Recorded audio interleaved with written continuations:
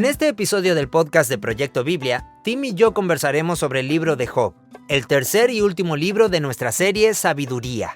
Este libro es una obra literaria que interactúa con preguntas existenciales muy significativas, como la justicia de Dios, el sufrimiento, el problema del mal y por qué le pasan cosas malas a las personas buenas. Muchos leen Job para aprender cómo afrontar el sufrimiento, porque nos muestra un retrato realista sobre una persona que hace frente a circunstancias que parecen ser injustas. Nos da un modelo de cómo afrontar la adversidad, pero no nos da ninguna respuesta a la pregunta de por qué sufren las personas buenas. Pero lo que sí explora es ¿en qué clase de universo vivimos en el cual las personas buenas sufren? ¿Qué nos dice eso sobre cómo Dios gobierna el mundo? ¿Qué podemos inferir sobre el carácter de Dios frente a la injusticia y el mal que vemos en el mundo? ¿Y qué dice Dios al respecto? Entonces, ¿por qué sufren las personas buenas? ¿Por qué existe el mal en el mundo? ¿Por qué Dios no puede hacer que todas las personas reciban lo que merecen? Pues, el libro nos dice que el mundo es un lugar dinámico que no se rige por un sistema, sino por el criterio personal de Dios. Y a eso le llama Jochma o sabiduría. El libro de Job en realidad se trata de la actitud que debemos tener en la vida si tenemos en cuenta que no podemos acceder a la totalidad de la sabiduría de Dios. Y a medida que describimos este personaje, siento que, en cierta forma, estamos hablando de Jesús. Esto se relaciona con sus enseñanzas sobre la ansiedad y la preocupación. Jesús tenía tal nivel de confianza en el Padre que parecía no importarle lo que pasara mañana. Eso no afectaría su opinión sobre el carácter del Padre. Por eso recomendó una vida que, sin ser imprudente, estuviera libre de preocupaciones. Claramente, Jesús demostró ese nivel de paz incluso en su ejecución, cosa que dejó atónitos a sus discípulos. Este es el primero de 3 episodios sobre el libro de Job. ¡Aquí vamos!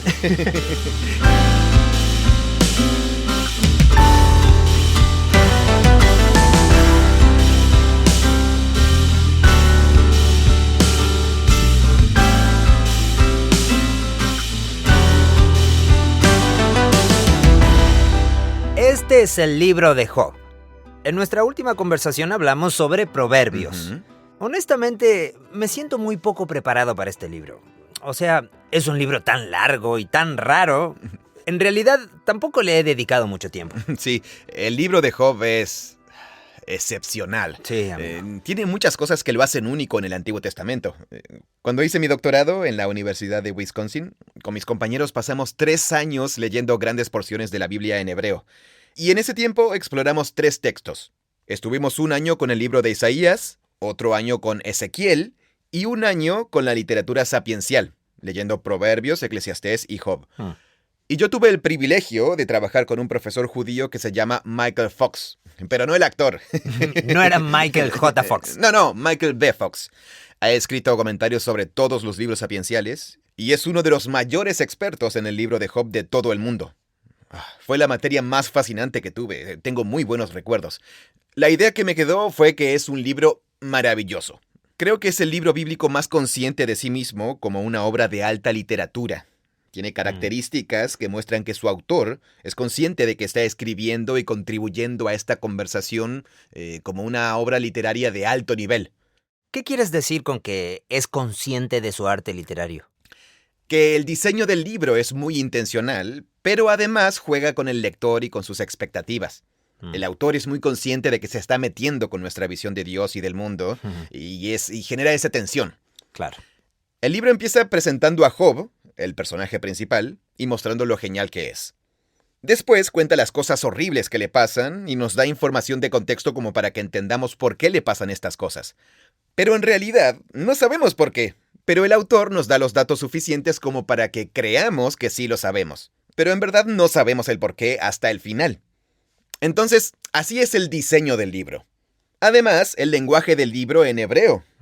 Entre todos los libros de la Biblia, Job contiene la mayor cantidad de palabras que solo se usan en este libro. Sí, creo que había escuchado eso antes. Básicamente eso significa que... Son palabras muy poco comunes. Es como si un autor en español todo el tiempo usara palabras raras. Sí, que tienes que buscar en el diccionario. ¿Y son raras porque son mucho más antiguas? Porque también tenía entendido que este libro era mucho más viejo. ¿O son raras porque usa un vocabulario mucho más amplio? Sí, lo último. Los argumentos a favor de una fecha antigua para el libro no son para nada fuertes. Bien. Y el vocabulario del libro no muestra indicios de que sea hebreo antiguo. Entonces, ¿por qué dicen que es el libro más antiguo? Bueno, en resumen, porque el contexto social que se describe en algunos de los detalles narrativos corresponde al contexto social de los patriarcas, Abraham, Isaac y Jacob. Pero el lenguaje del libro se relaciona con el hebreo de la monarquía israelita. El vocabulario tiene un nivel de sofisticación increíble. A eso me refiero cuando digo que es intencional. Okay. Como si una persona empezara a usar palabras muy complicadas. Y es como, estás tratando de ser refinado. Sí, eres original, refinado, o buscas llamar la atención, generar un efecto. Claro. Y eso implica que hay muchas palabras en el libro de Job que no sabemos a ciencia cierta lo que significan o solo tenemos pistas sobre su significado. Porque solo se usan aquí en todo el hebreo antiguo. Entiendo. Son palabras poco comunes incluso para la época del autor. No muchas personas las conocían y no aparecen en ningún otro lugar de la literatura hebrea. Así que solo las entendemos por el contexto. Exacto. O investigando los idiomas parientes del hebreo como el arameo o el árabe. Pero muchas veces vas a ver notas al pie en las traducciones al español que dicen el significado de esta palabra es incierto. O tenemos traducciones alternativas en las notas al pie. Y eso es porque hay pasajes muy difíciles que no sabemos bien cómo traducirlos, incluso hoy. Y es muy interesante. Todavía queda mucho por investigar en los estudios bíblicos, incluso en el vocabulario de Job. Bueno, todo eso se relaciona con esto de que el libro es consciente de sí mismo como una obra de literatura que interactúa con preguntas existenciales muy significativas. Es consciente de que contribuye a una conversación que ya está dándose en el antiguo cercano oriente sobre la justicia de Dios, el sufrimiento, el problema del mal y por qué le pasan cosas malas a las personas buenas. En el Antiguo Testamento no hay otro libro como este, ¿no? Es muy único en su estilo de escritura, en su... Sí, el libro es todo una colección de... Bueno, está enmarcado por una narración al comienzo y al final, pero el resto está compuesto de poemas largos y densos que representan las conversaciones filosóficas y teológicas que se dan entre las personas. Se parece a lo que uno leería en los diálogos de Sócrates o Platón. Tiene el mismo formato. Pero es muy anterior. Sí, por varios siglos. Claro. Pero hay otras obras de la antigua Babilonia. Confieso que no las conozco tanto, pero John Walton, en su fabuloso comentario sobre el libro de Job, habla sobre ellas. Él explica que hay otras obras literarias babilónicas que incluyen conversaciones sobre cuestiones como la justicia de los dioses o si el mundo es un lugar bueno y seguro para vivir. Eso es un poco similar a lo que vemos en el libro de Job, pero esas obras no son ni remotamente tan sofisticadas.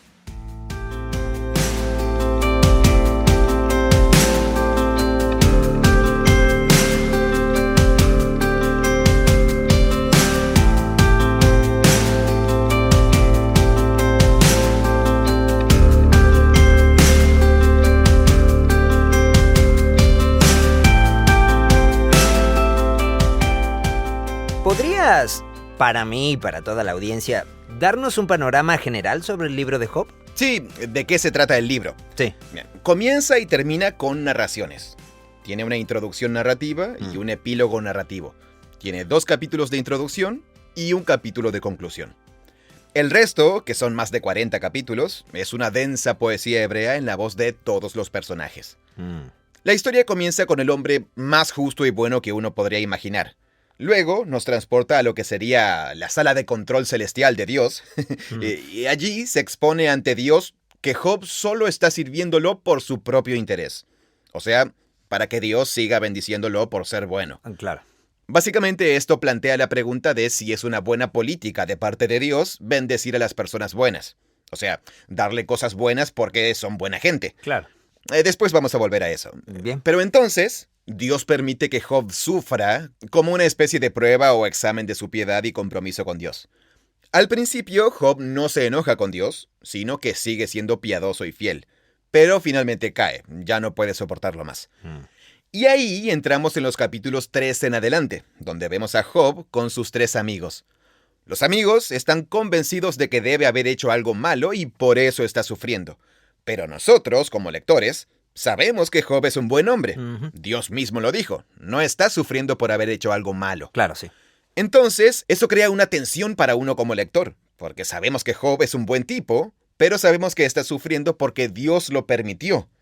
Los amigos sacan conclusiones equivocadas sobre el carácter de Dios, y nosotros sabemos que están errados, y Job también lo sabe. Entonces eso crea una tensión. Así que todas estas conversaciones llevan a que Job se enoje más y finalmente termine acusando a Dios de ser injusto y ser un mal tipo. Después, cuando terminan estos diálogos, Dios toma la palabra y le responde a Job. Y ahí está la esencia de la cuestión, en la respuesta de Dios al asunto del sufrimiento y la injusticia del mundo. Claro. El libro termina con Job arrepentido y diciéndole a Dios: lo siento, no fue mi intención enojarme, me equivoqué. Y luego Dios le devuelve su favor y todo lo que perdió durante su sufrimiento se le repone multiplicado por 2 o por 7.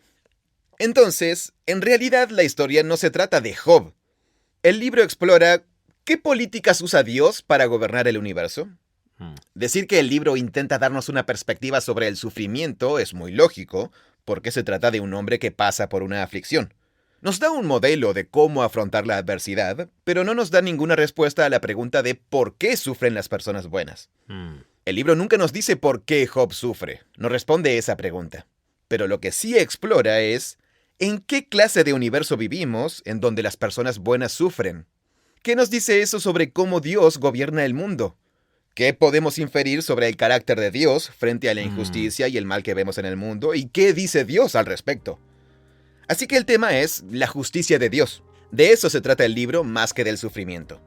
El sufrimiento humano plantea la pregunta sobre la justicia de Dios, pero este libro no afirma tener una respuesta a por qué le pasan cosas malas a las personas buenas.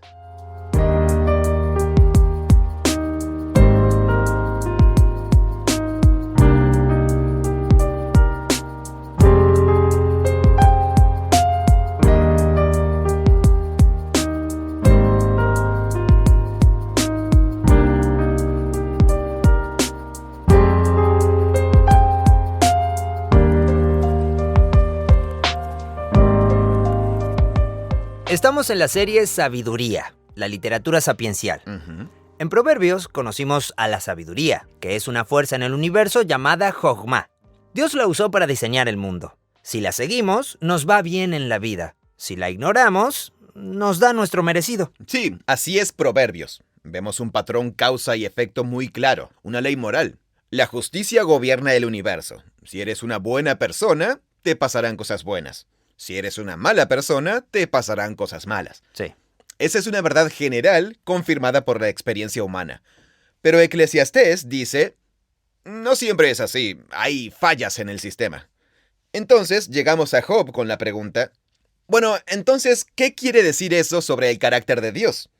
Y más específicamente, lo que explora Job es, ¿qué nos dice eso sobre las políticas o los principios con los que Dios gobierna el universo? Bueno, esa frase es un poco rara. ¿A qué te refieres con eso de las políticas, los principios con que gobierna el universo? ¿No tenemos a la gravedad para eso? ¿O el segundo principio de la termodinámica y cosas así? Esto tiene que ver con las decisiones morales y con el resultado de las decisiones morales de las personas. No tiene que ver con los principios de la termodinámica y esas cosas.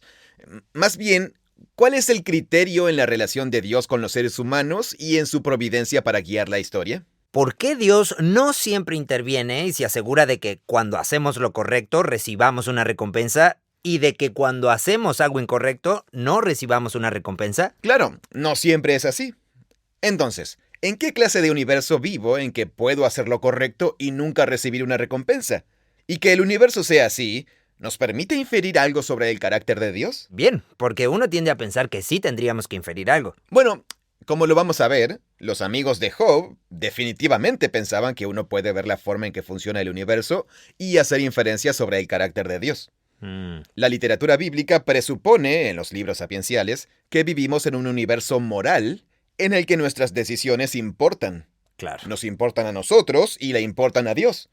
Y Dios se interesa por el tipo de decisiones que tomamos. Pero las decisiones que tomamos no siempre tienen un patrón tan claro de causa y efecto. Porque la premisa es que debo hacer lo correcto y que si lo hago, me va a ir bien. Pero no siempre es así. ¿Cómo entendemos eso? ¿Por qué Dios no siempre premia el buen comportamiento con cosas buenas? Ese es el enigma. Si decimos que Dios es bueno, Es el clásico problema de la existencia del mal. Si Dios es bueno y poderoso, ¿por qué no siempre premia el buen comportamiento? ¿Por qué no siempre impide el mal?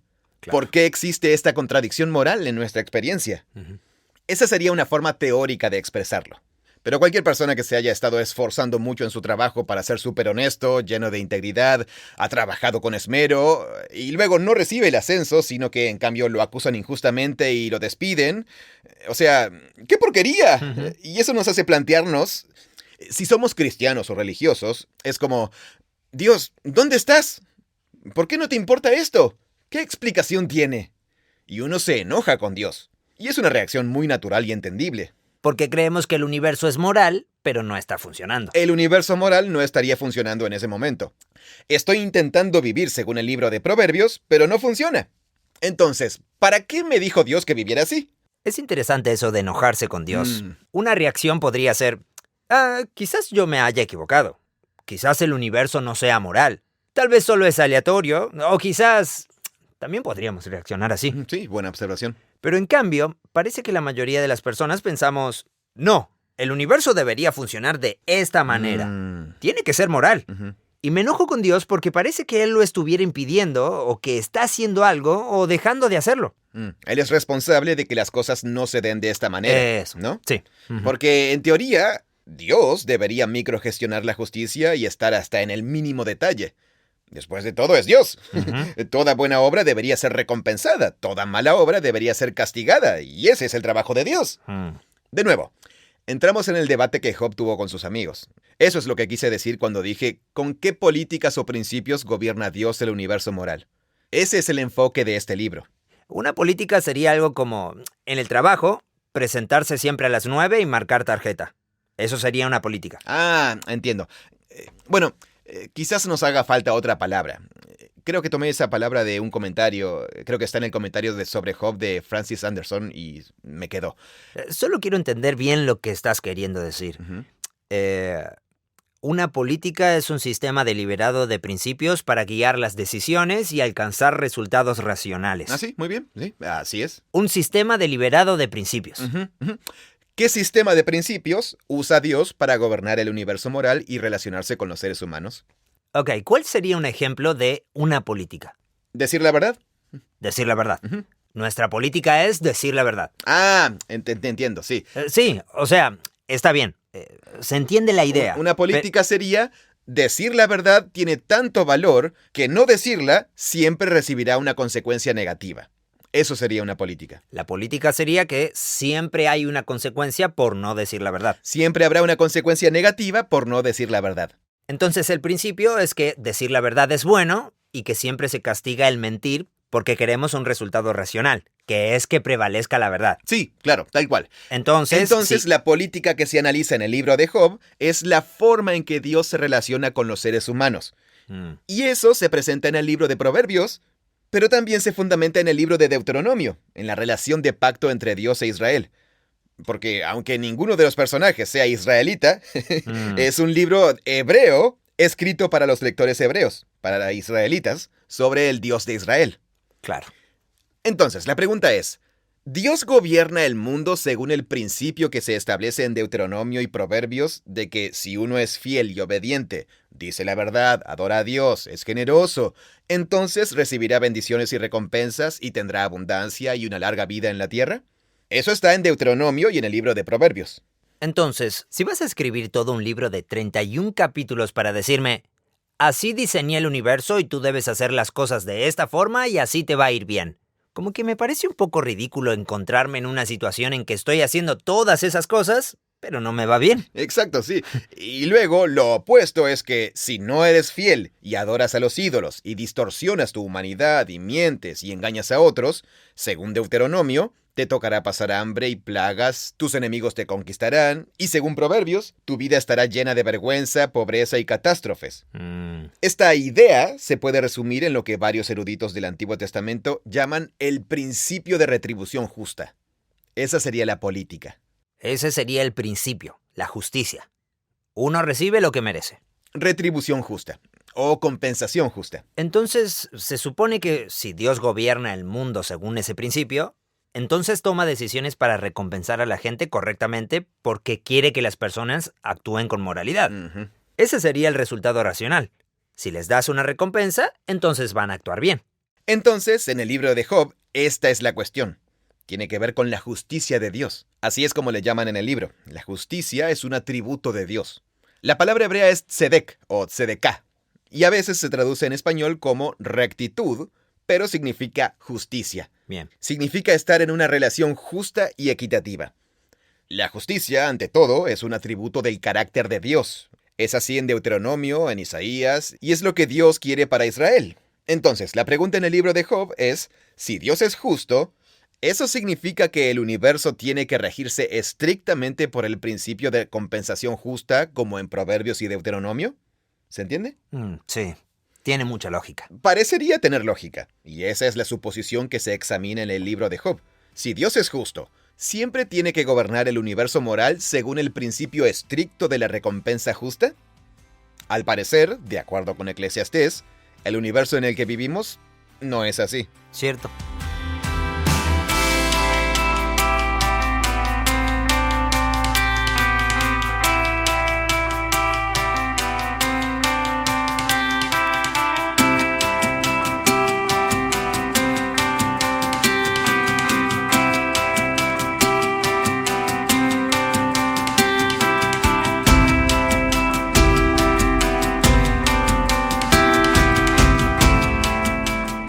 Matityahu Tsebat, un erudito israelí, dijo, el debate del libro de Job esencialmente es este. Lo tengo dibujado como un triángulo. Ajá. Y ese triángulo tiene tres componentes. La justicia de Dios, el principio de retribución y la rectitud de Job. Entonces, arriba está la justicia de Dios. Abajo a la derecha está el principio de retribución, a lo que le estamos llamando la política de la compensación justa. Después, abajo a la izquierda, está la inocencia de Job o la rectitud de Job. Bien. En esencia, en el libro de Job, lo que genera conflicto es cómo estas tres cosas pueden cumplirse al mismo tiempo. Y nadie puede entenderlo. Job sabe que es inocente, pero también da por sentado que Dios gobierna el mundo con el principio de retribución. Entonces saca la conclusión, yo sé que soy inocente, entonces Dios es injusto. Así que empieza a acusar a Dios de ser injusto. Los amigos, por su lado, asumen que Dios es justo y que eso significa que Dios siempre gobierna el universo según el estricto principio de compensación justa. Entonces, de allí infieren que, Job no puede ser recto. claro, que Job no puede ser inocente. Entonces empiezan a inventar pecados que dicen que Job cometió. Inventan historias de que les robaba a las viudas, que le quitaba la ropa a la gente en el medio de la noche y que los dejaba desnudos, porque según su perspectiva, es imposible que Job sea justo si está sufriendo. Luego, con respecto a Dios, la pregunta es, él sabe que Job es inocente. Dios dice que es justo. Entonces lo que está bajo la lupa es, bueno, entonces, ¿Dios siempre gobierna el universo según el estricto principio de la compensación justa? Y la respuesta a esa pregunta, perdón, alerta de spoiler, es no. Al menos esa es la respuesta de Dios. No. No tengo que seguir ese principio para ser justo. Dios afirma que no siempre tiene que gobernar el mundo de acuerdo con ese principio para ser justo y bueno. En otras palabras, no tiene por qué microgestionar y hacer que cada buena obra tenga su recompensa. Más bien, Dios afirma que Él gobierna el universo de acuerdo con la Jochma, la sabiduría. Y eso es diferente de la retribución. Claro, lo que Dios declara, y creo que es lo que afirma el autor en el capítulo 28, vamos a hablar de eso más adelante, y también en los discursos de Dios al final, es que el universo es tan complejo, y gobernar las consecuencias de las decisiones humanas es infinitamente más complejo de lo que imaginamos. Tanto que si Dios gobernara el mundo de acuerdo con el estricto principio de la compensación justa, ya no habría más humanos. ¿Ese es uno de los argumentos? Sí, de hecho, Dios reprende a Job y le dice, bueno, Job, encárgate tú de gobernar el mundo por un día de acuerdo con el principio que tú consideras que yo debo seguir, y verás que al final tendrás que echar a todos los humanos de la tierra. Wow. El libro nos dice que el mundo es un lugar dinámico que no se rige por un sistema, sino por el criterio personal de Dios. Y a eso le llama Jochma o sabiduría. Esa no es la misma sabiduría que vemos en Proverbios. Parece otro tipo de sabiduría. Sí, supongo que podríamos llamarle sabiduría moral de Dios. Es su juicio moral sobre cómo ordenar y gobernar el universo. específicamente el universo moral. Pero parece como si fuera un nivel superior de sabiduría. Sí, sí. Porque él tiene una perspectiva más amplia. Entiende mejor las variables, Ujú. puede tomar decisiones que para nosotros no tienen sentido. Así es. O sea, lo que implica es que incluso desde el punto de vista del lector, cuando entremos más en la escena introductoria, vamos a verlo bien, pero en definitiva, Dios hace algo y toma una decisión que a la vista parece injusta. Pero solo a la vista. Lo que hace es Permite que Job sufra a pesar de que es inocente. Eso parece injusto. Ujú. Ciertamente a Job le pareció injusto y a la mayoría de los lectores también. Entonces, al final del libro, Dios les pide a Job y al lector que confíen. Dios reconoce que este sufrimiento no es merecido. Lo dice al comienzo del libro. Pero lo que le pide a Job es que confíe en que hay una perspectiva más amplia desde la cual esa acción sí tiene sentido, de alguna manera, y que es la sabiduría de Dios la que lo guía para gobernar el mundo. Por eso antes dije que el libro de Job en realidad no responde a la pregunta del problema del mal o por qué a las personas buenas les pasan cosas malas. Que a las personas buenas les pasen cosas malas plantea la pregunta sobre la justicia de Dios. Y esa es la idea central del libro. Bien, estoy trabado con la palabra sabiduría. Porque en Proverbios vimos que la sabiduría es un atributo de Dios que tiene que ver con una causa y efecto moral. Haz esto y pasará esto. Para mí es sinónimo del principio de retribución. Pero lo que estás diciendo ahora es, bueno, en realidad Dios tiene una sabiduría que le permite no seguir ese principio. Correcto. Entonces, ¿estamos hablando de un tipo diferente de sabiduría? ¿O yo entendí mal que la sabiduría es sinónimo del principio de retribución? Muy bueno. Me encanta cómo funciona tu mente. Estoy tratando de pensar. En Proverbios, Dios usó la sabiduría para ordenar el universo, para dar orden a la creación. Es algo predecible, el sol siempre sale y se esconde. El universo tiene un orden desde la perspectiva de la cosmología antigua que tenían los autores. Y podríamos actualizar eso con las leyes de la física desde nuestra perspectiva. Cierto. Pero el punto es que el universo es un lugar inteligible, tiene sentido. Los autores bíblicos dicen que tiene sentido porque surge de la mente de Dios. Entonces, Jochma es el orden creado por Dios. Así que sí, tienes razón. En el libro de Job, supongo que la idea es que Dios usa y accede a una sabiduría de un orden superior. El punto es que en Proverbios hay un orden visible que podemos observar y que podemos aprovechar. Y a eso le llamamos la sabiduría de Dios. Exacto, sí. Pero lo que dice el libro de Job es que a veces pasan cosas en la experiencia humana que no parecen encajar en ese orden. Parecen fuera de lugar. Y lo que Dios termina respondiendo en el libro de Job es que puede que a nosotros nos parezca fuera de lugar, desde nuestra perspectiva limitada. Pero de hecho, cumple con un orden superior. Una sabiduría de un orden superior que Dios puede ver y que nosotros no, y que nunca se revela a Job. Entonces hay una sabiduría a la que sí podemos acceder, pero hay un tipo de sabiduría que es superior a nosotros y que no podemos acceder, y lo único que podemos hacer es confiar en que Dios es bueno. Claro. O sea, es una sabiduría que se basa esencialmente en que Dios dice, sí, esta es una buena decisión desde el punto de vista de Dios. Ese es el argumento de Dios al final del libro. Pero esa misma decisión, desde una perspectiva limitada, parece una mala decisión o una decisión injusta. Me ayudó a pensarlo así. Creo que nunca había pensado en Jochma de esa forma. Estoy tratando de hacer ¿Una analogía? Sí, algún tipo de analogía. Lo que se me ocurre es pensar en las hormigas o algo así. Como yo soy Dios en relación a un hormiguero. Bueno, no quiero impedir que lo resuelva solo, pero creo que una analogía más adecuada puede tener que ver con cómo un padre tiene una perspectiva más amplia que su hijo. Un padre puede enseñarles a sus hijos un principio para tomar decisiones. Nunca mientas. Sí, perfecto. Nunca mientas. Pero luego está la típica pregunta, bueno, ¿qué pasa si tengo que mentir para salvar la vida de una persona o de 20 personas? Y un niño que tiene 3 años no va a poder comprender la decisión que tienes que tomar. Y no tendría por qué entenderla. Claro, sí. Desde su punto de vista, eso es mentir. Eso no es sabio. Y no importa cuánto te esfuerces por explicárselo, su desarrollo cerebral no está listo para registrarlo. Correcto. Pero desde el punto de vista de Corrie ten Boom, esa fue la decisión correcta. Entonces, en el primer nivel de sabiduría está el principio de no mentir. Y luego, el nivel superior de sabiduría es el punto de vista del padre, que puede abarcar más complejidad que su hijo y así tomar una decisión que al hijo le va a parecer equivocada. Y en esencia, ese es el argumento de Dios al final del libro. Le da a Job un recorrido virtual por el orden creado y le dice: las acusaciones que haces sobre mí son válidas desde tu perspectiva limitada. Pero me estás acusando de gobernar mal al mundo y de que no presto atención a lo que sucede aquí abajo. Entonces Dios le hace un recorrido por todo lo que nunca supo sobre los burros salvajes, las tormentas de nieve, las constelaciones, y le dice: estoy al tanto de cada milímetro del universo, y por eso yo soy quien toma las decisiones.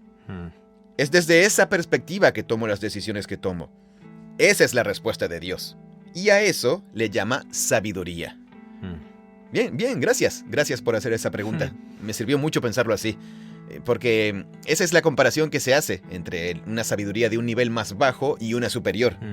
Y eso pone a los personajes del libro y a los lectores en un lugar de confianza.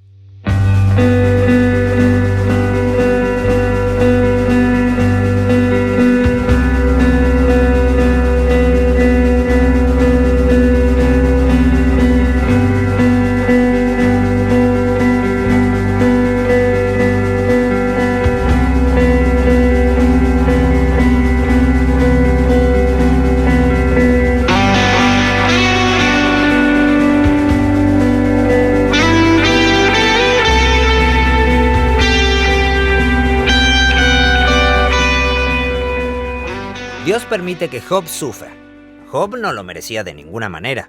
La historia deja eso muy claro. Muy claro, sí, de la boca de Dios mismo. Job no lo merece. Es un tipo recto.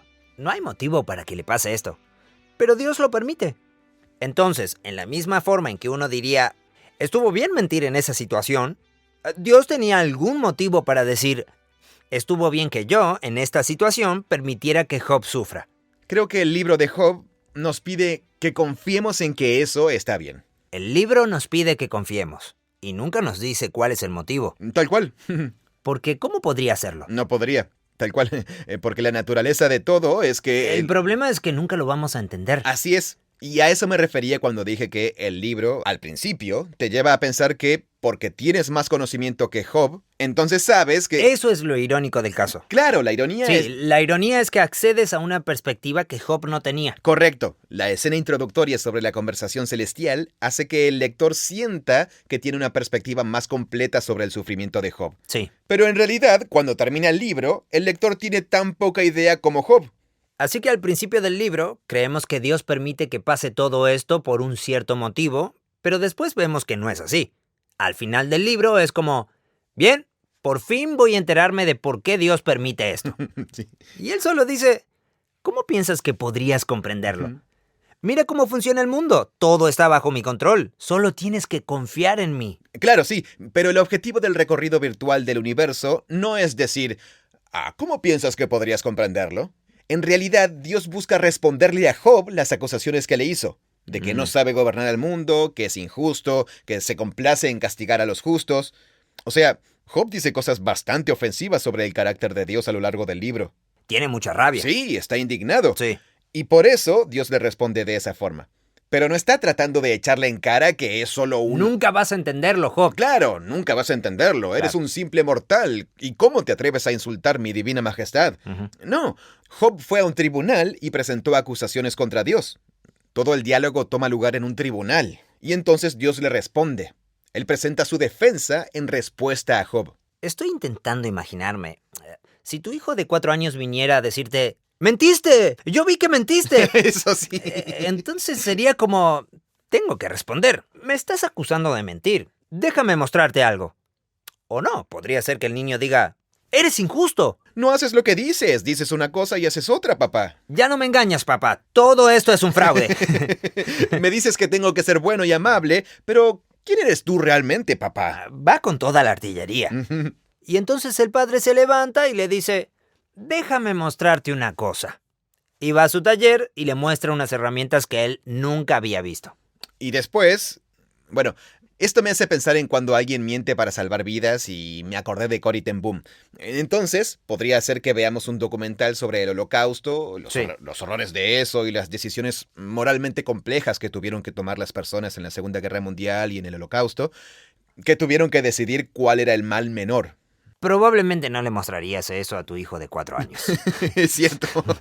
Sí, tienes mucha razón. Sí. El punto es que en la vida práctica y real, tomar decisiones morales es tan complejo y explicarle eso a tu hijo de 5 años... Lo que yo quería decir es que hay un cierto punto en que podrías mostrarle algunas cosas para que haga el clic y entienda, bien, tengo que confiar en ti, papá. Ah, bien, entiendo lo que vas. Sí. Pero no puedes explicarle la complejidad de eso. Ah, claro, sí. Buen punto, sí. ¿No te parece? Sí, totalmente. Tiene 4 años. No vas a mostrarle el documental. Claro, el documental de la Segunda Guerra Mundial y no va a captar la atención de mi hijo de 5 años. No es apropiado para su edad. Ujú. Tienes que esperar a que tenga, no sé, 12. Tal cual, sí. Yo me estoy imaginando al padre mostrándole algo que construyó o mostrándole...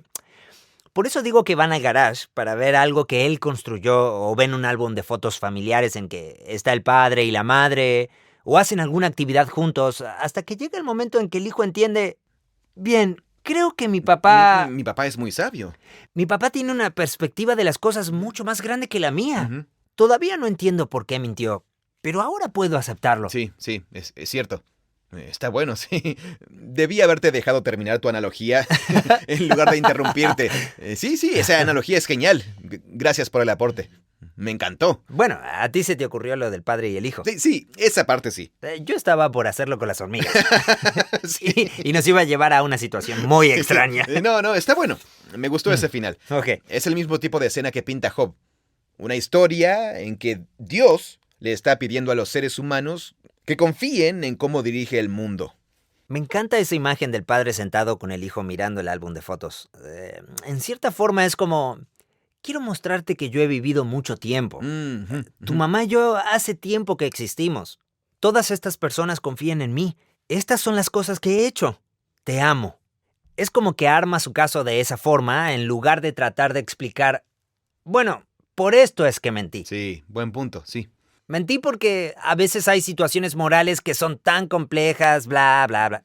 Es como, tiene 5 años. Sí, no va a entenderlo. Sí. Bien, sí, muy bueno. Es curioso, creo que esto es relevante. Esto me hace acordar cuando dijiste álbum de fotos. Me hizo pensar en que de niño estaba obsesionado con los álbumes de fotos de mi familia. Específicamente cuando me di cuenta de que mostraban la historia de nuestra familia y marcaban el momento en que yo había entrado a la familia. Y podía ver las fotos de cómo yo había entrado a la familia como un bebé, pero a la vez podía ir hacia atrás y darme cuenta... Todavía me acuerdo de ese momento en que me di cuenta de que mis padres habían tenido toda una vida antes de que yo existiera. Como que eso hizo que los respetara aún más. Qué lindo eso. Aún recuerdo fue como, wow, ellos existieron antes que yo y tuvieron todas estas experiencias y todas esas historias. Y me dio curiosidad conocer más sobre ellos. Fue un momento que me marcó mucho. Y el libro de Job le pide al lector que haga algo parecido. Que aprecie más profundamente la sabiduría de Dios para que así pueda confiar en su bondad y justicia, incluso a pesar de que las circunstancias sean terribles. Y en tu analogía, el niño tiene 5 años, pero un día tendrá 12 y lo entenderá. Pero en este escenario, Job nunca... No, nunca llega a entenderlo. Eso. Y eso es lo maravilloso de su respuesta al final del libro. Lo acepto. Para mí, por eso quiero que nuestro personaje de Job sea, de nuestros 3 personajes, Proverbios es la joven maestra, Eclesiastés es el crítico, y Job tiene que ser lo que llamamos un anciano curtido por el tiempo. Como que ya no lo alteran las dificultades. Tiene mucha paz. Sí, pero a primera vista no demuestra la confianza que tiene la joven maestra como... Yo sé cómo funcionan las cosas en el mundo. Simplemente está en paz, es humilde. Y deja que todo el mundo se inquiete y se preocupe, pero él está aquí para darte una palabra de sabiduría cuando la necesites. Pero tú vas a tener que acercarte a él, porque él está tranquilo, simplemente confía. Ha llegado a tener una confianza total en Dios sin importar lo que pase. Es notable. Lo que quiero decir es que incluso si alguna vez logras llegar a un lugar de aceptación y es como, bien Dios, voy a dejarlo pasar. Lo entiendo. Eres más inteligente que yo, tu sabiduría es superior a la mía y tus caminos son mejores que los míos. Lo acepto. A otra cosa. Pero luego, si pasa de nuevo, me vuelvo a enojar. Es como, ¿En serio? ¿Otra vez? Sí, totalmente. Pero tú pintaste una imagen en que Job llega a un punto en que las cosas ya no lo alteran. No importa lo que le toque en la vida, es como... No, ahora lo entiendo. Estoy en paz. Me resulta bastante raro. ¿Esa es la imagen de Job que estás mostrando? Creo que sí. Es como un nivel de paz un poco insólito. Una aceptación por la vida como es. Pero no puede estar como libre de emoción y pasión. Ah, ya entiendo, sí. La idea no es que se convirtió en un... No es que se resignó. No se resignó. Todavía está lleno de esperanza y confianza en Dios. Pero no está muerto de miedo y ansiedad. Exacto. Cuando se decepciona, no lo lleva a un pozo de falta de confianza en quién es Dios. Sí, así es, sí. O sea, creo que... ¿Cómo se llega a ese punto? Yo siento que lo que... ¿Hace falta un recorrido virtual por el universo? Por lo menos a mí me haría falta. Sí. A medida que describimos este personaje, yo siento que, en cierta forma, estamos hablando de Jesús. Esto se relaciona con sus enseñanzas sobre la ansiedad y la preocupación. Jesús tenía tal nivel de confianza en el Padre que parecía no importarle lo que pasara mañana. Eso no afectaría su opinión sobre el carácter de Dios. Por eso, recomendó una vida que, sin ser imprudente, estuviera libre de preocupaciones. Claramente, Jesús demostró ese nivel de paz, incluso en su ejecución, cosa que dejó atónitos a sus discípulos. Los retratos de Jesús en los evangelios muestran esa disposición. Qué interesante. Sí, es interesante. Nunca lo había pensado de esa manera. Así que ese es el ideal. Es la forma ideal de vivir. El libro de Job no se escribió para Job. Se escribió para que nosotros, los lectores, hagamos ese viaje virtual con Job y así podamos adoptar esta actitud hacia Dios que el autor piensa que va a venirnos bien y que honra más a Dios, en lugar de estar preocupados y ansiosos todo el tiempo.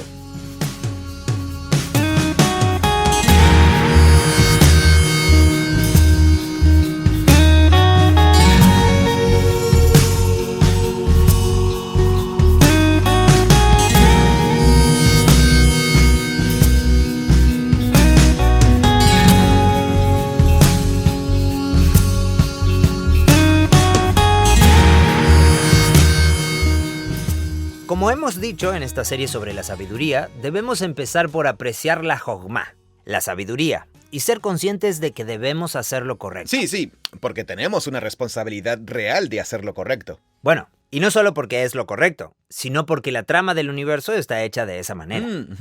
Y se recompensa ese comportamiento, hacer lo correcto. Eso sería Proverbios. Es el punto de partida. Sí, es muy concreto, muy claro. Y luego comenzamos a decepcionarnos. Sí. Eso es Eclesiastés. Las complejidades de la vida empiezan a golpearte. Y te desilusionas un poco. Y al final te desilusionas tanto que te la agarras con Dios y le dices, ¿qué está pasando? Algo está mal. La acusación es, Dios, está claro que no sabes lo que estás haciendo. Me estás haciendo una broma. Debe ser incompetente o injusto, o sea, malintencionado. Esa es la acusación que Job hace en varias ocasiones. Y entonces tienes que llegar a un lugar de confianza y eso te va a llevar de vuelta a Proverbios. Como, voy a hacer lo correcto porque es lo correcto. Voy a temer al Señor. Sí, te lleva de vuelta a la actitud y la práctica de Proverbios, pero con un nivel de confianza, para que no termines de nuevo como el crítico, como la primera vez. Tienes que pasar por ese ciclo una vez, pero no más que eso. En teoría. En teoría. Pero seguramente la mayoría estamos en ese ciclo como en la rueda de un hámster. Eso, sí. Eso me parece más realista. Podemos llegar al punto de Job como, bien, confío. Pero el efecto se nos pasa y volvemos a... Sí, pero paremos y pensemos. Qué increíble es que estos 3 libros estén en la tradición bíblica. Sí. En la Biblia. Es como que la Biblia misma busca llevarnos como en este viaje pastoral guiado a través de todas estas repeticiones de tratar de hacer lo correcto, no sale bien, nos desilusionamos, nos enojamos y luego lo procesamos y llegamos a un lugar de confianza.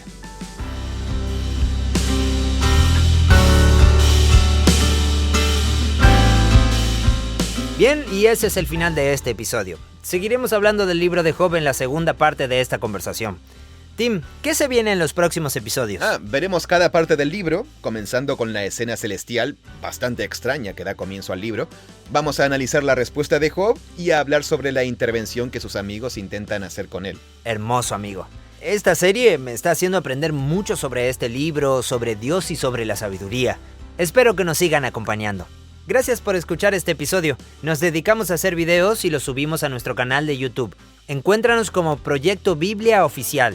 A esta conversación la resumimos en un video corto y completamente animado sobre el libro de Job. Quedó fantástico, así que no se lo pierdan. Y también puedes ver los otros videos que tenemos en YouTube. Y si estás en Facebook, pasa a saludarnos por nuestra página Proyecto Biblia. Todo esto es posible por gente como tú, que aporta para que podamos hacer más videos. Puedes hacer donaciones para este proyecto en nuestro sitio web haciendo clic en donar. Muchas gracias por ser parte de esto junto a nosotros. Este podcast es producido por Full Voice Studio. Es una versión localizada del podcast The Bible Project, originalmente grabado por John Collins y Tim Mackey. Gracias por escucharnos. Hola, ¿qué tal? Mi nombre es Brigitte Chávez y les hablo desde la linda ciudad de Medellín, Colombia. Lo que me gusta de Proyecto Biblia es absolutamente todo y utilizo sus recursos como un método de aprendizaje para avivar mi corazón en adoración. Confieso que no fui yo quien encontró a Proyecto Biblia, por el contrario fue él a mí a través del Espíritu Santo. Creemos que la Biblia es una historia unificada que nos guía a Jesús. Proyecto Biblia crea recursos gratuitos para ayudarte a experimentar la Biblia. Todo lo que creamos está financiado por generosos benefactores de todo el mundo. Puedes ver toda nuestra biblioteca de podcasts, buscar otros recursos y realizar donaciones en nuestra página web proyectobiblia.com.